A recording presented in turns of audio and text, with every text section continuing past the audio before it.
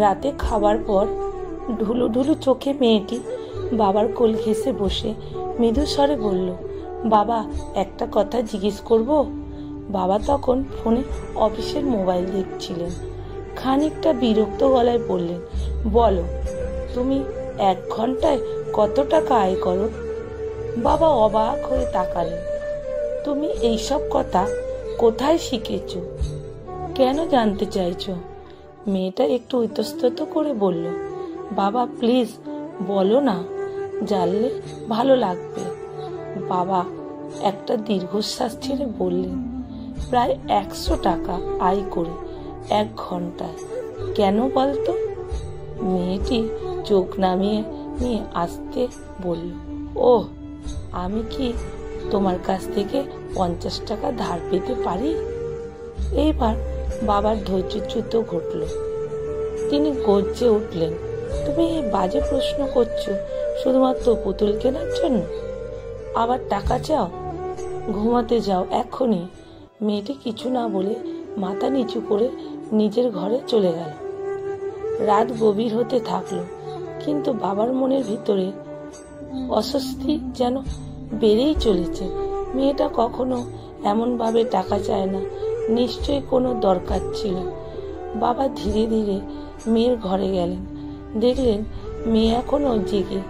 হাত বাড়িয়ে দিয়ে বললেন, এই নাও 50 টাকা, তুমি যেটা চাইছিলে।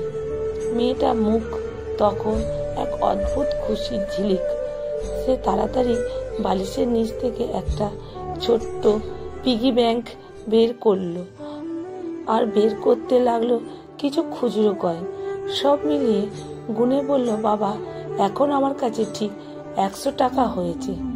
বাবা বিস্ময়ে বললেন, তুমি তো বলনি তোমার কাছে আগেই ছিল, তাহলে কেন চাইলে? মেয়েটি মাথা নিচু করে বলল, আমি তোমার 1 ঘন্টা সময় কিনতে চেয়েছি বাবা। কাল একটু আগে অফিস থেকে ফিরে আসবে, আমি তোমার সাথে রাতে খাবার খেতে চাই। বাবা নিজেকে ধরে রাখতে পারলেন না, মেয়েকে জড়িয়ে ধরে হাও মাও করে কেঁদে ফেললেন। জীবনের শিক্ষা।